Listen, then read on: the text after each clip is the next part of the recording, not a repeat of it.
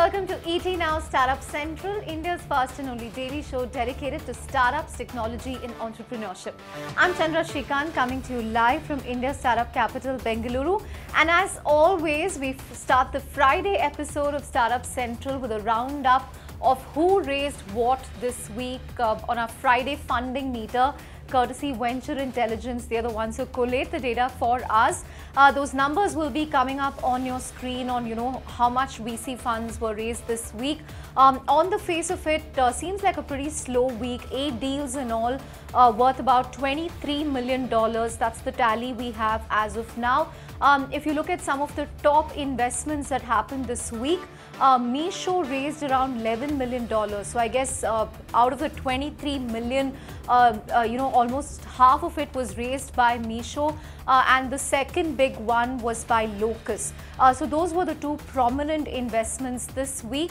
There were also a few angel investments, far and few in between, but on the broader picture on what this week's investment mean, what patterns are there, I'm going to go across to Arun Natarajan, the founder of Venture Intelligence, who joins us as always from our Chennai studio. Arun, thanks so much for joining us on Startup Central. On the face of it, seems like a pretty subdued kind of week. What do you make of it, compared to the previous week? Has June got off to a slow start? Indeed. Yes. So indeed, it's a slower week compared definitely to the last one, and we exchanged notes as well. Last week it's it was driven by your consumer brands like Bira 91 and so on, right? So those really absorb far more capital than your average, let's say a B2B startup. So this week, out of those 8 investments that you mentioned, almost 6 of them are pure B2B investments, and the top one clearly is a consumer startup, and therefore $11.5 million, that much bigger, that went into social commerce company, which is Meesho. So clearly this week I would describe it as more of a steady week dominated by the smaller ticket B2B investments. Right. And Arun, going by the Meesho investment, are you again seeing a trend towards e-commerce beyond the horizontal e-commerce categories such as Flipkart, towards more niche categories? You also had Find, I think, which found investment from Google. They've been betting big on the hyperlocal space in India. If you look at Dunzo, and they've recently launched Neighborly. So are you seeing a pattern shift here within e-commerce? What can you tell us about it? Clearly, when the funds, especially the bunch of seed funds, got created in the post 2015 excitement of the big ticket, horizontal bets like, of course, Flipkart and Snapdeal that happened, quite a few funds got raised. We were wondering, where would these guys, deploy the kind of capital they've raised, and, credit to these investors, they have found quite a few categories within e-commerce to invest into beyond the horizontal. So just to give some numbers, we've tracked about 40 companies raising investments in the diversified space, which can be partly horizontal, partly vertical, just to give you examples just in the last 18 months. So like we discussed, Meesho is an example in the social segment, so where anybody can become a seller, including by sharing links on WhatsApp, and kind of make commissions based on whatever these arrangements are in terms of selling. So social is clearly one, and like you mentioned, Find, that belongs in the O2O kind of category. They bring offline brands into the online space and kind of make it more efficient to transact and really go after the consumers. So this company, Find, like you said, attracted Google onto their investment, a set of investors, that is, and that is very, very creditable. And similarly, in other spaces, the rental space, for example, exemplified by Rento Mojo, again they attracted an investment again this year. So then you have daily needs is emerging as a big category. Even, of course, we know the big basket story, but even within that, smaller companies like Milk Basket and so on, last week even they got funded by Kalari Capital and others. So each of these categories, and of course the big one, B2B, Biz on Go, for example, attracted capital from one of the funds founded by a Facebook co-founder, right? So B Capital. So all of these, I think 5 categories that we are talking about, companies are getting discovered and funded not just at the seed level, but also Series A, Series B for them are happening, and therefore I think there is clearly no more a question, is there room for more B2C startups within e-commerce. Clearly the VCs have been able to find more and more of these companies on a regular basis. Quite encouraging. Right. In fact, we're going to have a social commerce player, Wooplr, later in the show. They've pivoted to social commerce in a big way. And we're also going to have one of their investors, Systema Asia, right after your interview. But Arun, before we let you go, investors we've been speaking to in the last few days, when we ask them about themes that they are looking at, they've stressed on fintech, agri, construction tech, some are talking about logistics. So, is the fintech story still playing out as you see it? Because while the first part was on the consumer part, now people are talking about lending, people are talking about insurance, the other aspects of fintech that haven't been invested in, because the story has been about wallets and UPI so far. So are we again, seeing a deeper focus on fintech in these areas, perhaps from SME lending to consumer lending and then insurance? Clearly, so fintech story is far from over, as we can see. Just this year, we have seen the SME lending space take off in a big way. Of course, there are established startups in that category, whether it is Lending Cart, which attracted a lot of capital from, private equity investors like Temasek. Then we saw Amazon lead a round for a competing service, which is Capital Float. And just in the last 2 weeks, we have seen as many as 3 startups again going after the SME lending space. Coin Tribe is an example, CredRight is another example. These are and we've actually tracked a couple of undisclosed ones at this point, all targeting the SME lending space. Clearly, investors have decided that given the way banks are and the traditional NBFCs are, there is much big market, and this is not a winner take all kind of thing. There is space for everybody because just the huge size of the market. So I think SME lending is very exciting to investors, and we're seeing only more and more. Consumers, of course, have been there, and quite a few lending as well as payments has happened for them, insurance like you mentioned. But this last couple of months at least, the focus seems to be on the SME lending, and that it's actually very good that credit can flow through so many means to those companies which really are starved for the capital. Right. Finally, Arun, before I let you go, the first week of June perhaps started off on a pretty lukewarm note. What can we expect for the rest of June? Is there some seasonality that we have to account for here? How will the rest of the month play out based on what we've seen in the first week?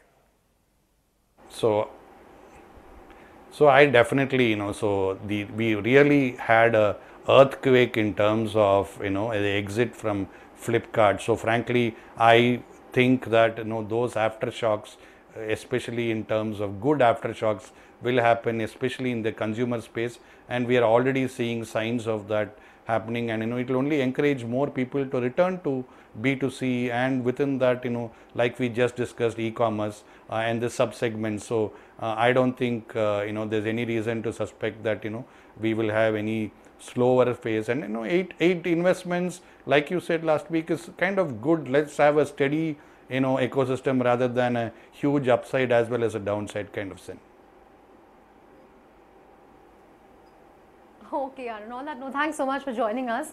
So better to have a steady ecosystem than a spray and pray kind of situation, I guess.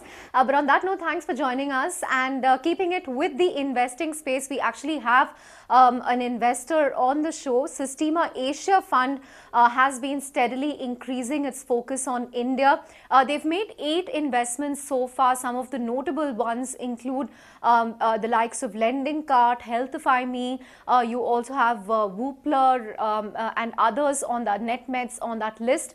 We caught up with Systema Asia Fund's Managing Director Dhruv Kapoor to really understand the sort of themes they will be investing in, because Sistema has a target target of 20 startups over the next 2-3 years. So I guess if you're a startup looking for funding, Systema Asia has money for at least 12 more startups in India. Hear out what Dhruv Kapoor has to say on the kind of themes they are looking at, what kind of startups they will be investing in.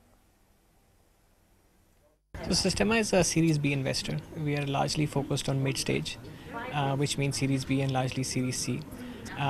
We've been investing for 2.5 years in the country now. We built a portfolio of about 8 companies, and all of them are in the Series B and C bracket.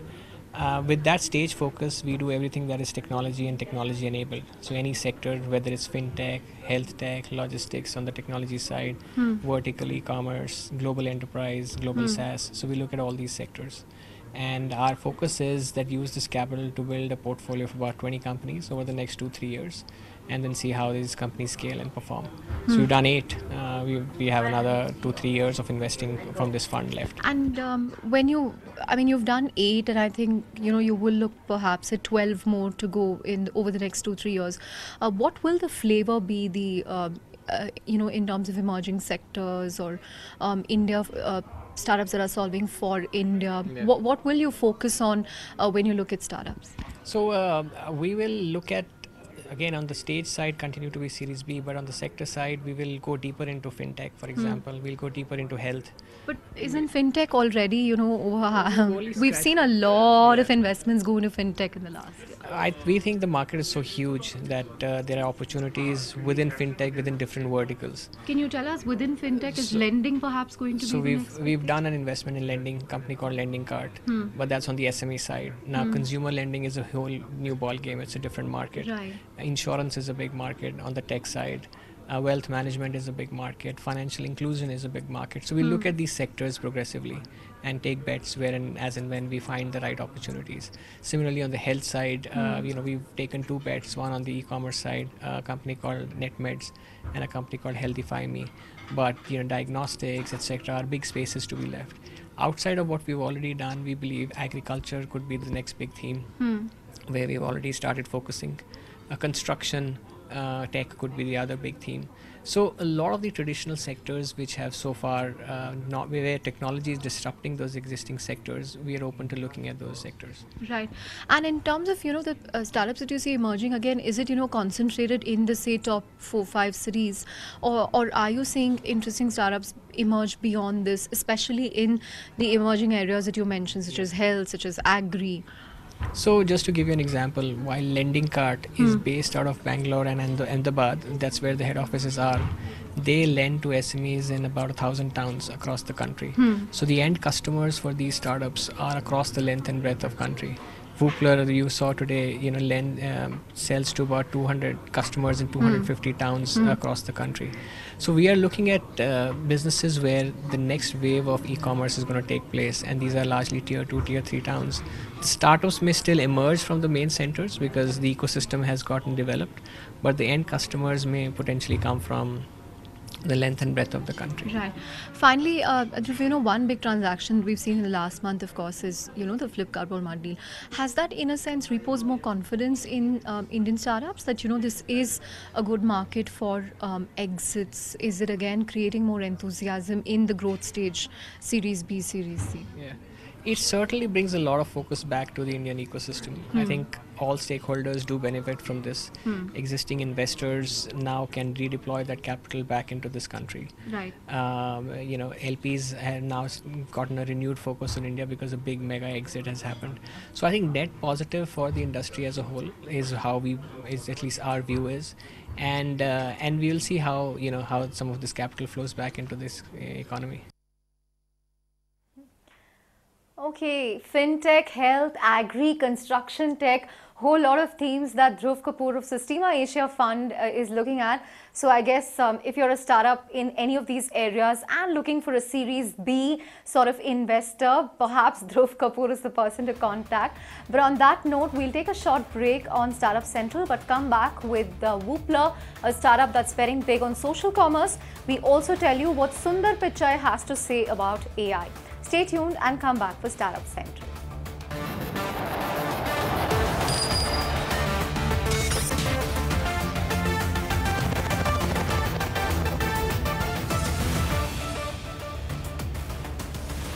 Welcome back to Startup Central, and as promised, a startup that we are focusing on this evening is Wooplr. Now, this startup was founded in 2013 by 4 people, and currently it's helmed by Arjun Zakaria and Ankit. Now, what they essentially do is it's a discovery platform. It started off as a fashion discovery platform.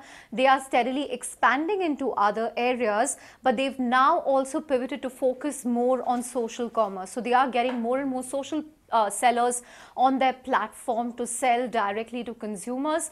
Remember, in a recent story that we covered, a study by Kalari and KPMG, social commerce was identified as one of the 10 big trends that will define the internet, the Indian internet this year. So this is an area that Wooplr is focusing on. Some of their investors include the likes of Systema Asia Fund, Helion Ventures, and in fact their early investors included the co-founders of InMobi, Ankit Nagori, the ex-Flipster, who's now the co-founder of CureFit. Hear out what the founders of Wooplr had to say on their new strategy. So, yeah, there's been a lot of conversation happening about how the next 200 million internet users are going India too, so to where they're going to actually come online. They're already online thanks to Jio and very affordable smartphones. But there's a lot of conversation happening about how these 200 million people are going to start buying online. In terms of the discovery process. Yeah. So I think it's there has to be some science behind it. They're just not going to come online and start buying, right? I think what's going to happen is that these people have the affordability of products that they want to buy, but they need to be actually directed as to how they can go about their first purchases. So that's where, as you rightly mentioned, the shift from buying will move from search to actually discovery, and this discovery needs to come with some form of trust, which comes from social connections. And that is where we believe a platform like Wooplr, where you have social sellers, actually will be able to influence the network of people that actually follow them or around them to go ahead and buy. Right. So you will primarily be leveraging platforms such as Facebook and Instagram. But, the flip side is also tying yourself to a big platform. So how are you going to sort of diversify that risk in terms of, the platforms that you leverage? Sure. So today, our social sellers are on platforms like Facebook, Instagram, YouTube, but they also use platforms like WhatsApp. They also do a lot of direct messaging. So it's not just it's very coupled to the platform. The idea is the seller is where their consumers are, where their audience is. Someone's on Facebook, someone's on YouTube, someone's on Instagram, and there'll be new social media channels in the future as well. But the idea is this connection still remains. If you follow me on Facebook, you'll also follow me on other platforms. And this a lot of direct selling that happens, a lot of conversational selling is not dependent on any platform, and that's what we're leveraging. We're giving them the power in terms of the community and network. Exactly. And also, I think as a platform, since you're building everything around these social sellers, the app today is for a social seller. So we also, as to ensure that the social seller is able to communicate effectively with their end consumers, internally the platform will also build tools to actually communicate with them. So if they have people who have bought from them at least once, they know the end consumer really well. So we'll enable tools for them to internally communicate with those people, which will be platform agnostic. Right.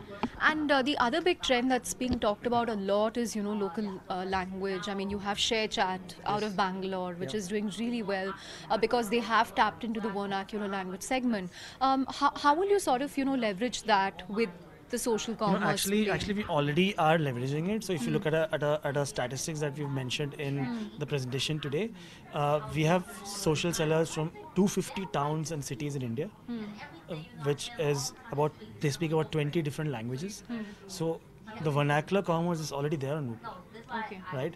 They are already doing it. Our relationship lies with giving a platform for these social sellers, and they're leveraging their language to talk to these end consumers. Now, this is already happening, and as you rightly mentioned, the next 200 to 500 million people are going to be non-English speakers.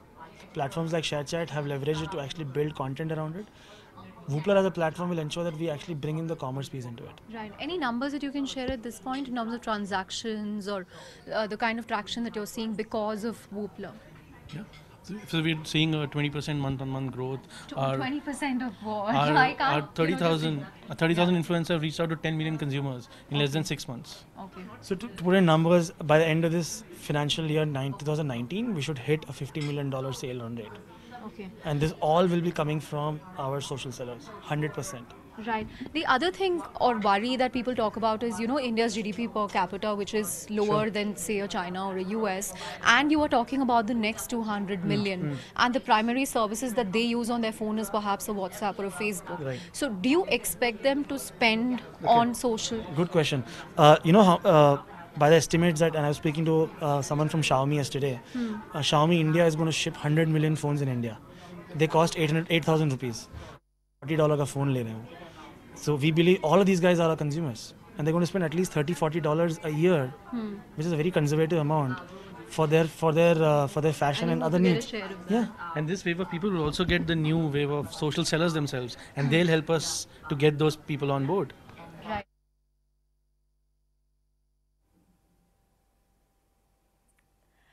And to end the show, we have a message from Google CEO Sundar Pichai. Now, he wrote a blog post saying that Google will not use AI for use in weapons. Remember, this is coming after a lot of backlash after it was found that Google was working with the Pentagon, the the US Department of Defense, on a project called Project Maven, where they would help them analyze images so that they could conduct drone strikes more effectively.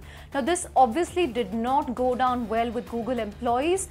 In fact, a lot of them wrote a letter to Sundar Pichai saying that this went against the tenets of Google, urging them to do something about it. Now, interestingly, one of Google's original mottos where it was founded was "Don't be evil." That was changed to "Do the right thing" a few years back. Perhaps this is Sundar Pichai's way of saying that he is doing the right thing, that they will not use AI for any evil purpose in weapons, but they said that they will continue to work with the government in other areas. I'm not sure if that's enough to appease the employees of Google, but at least for now, Sundar Pichai has made that commitment. Let's see how that plays out. But on that note, completely out of time on this Friday edition of ET Now Startup Central. Have a great weekend and stay tuned to ET Now for more news and updates.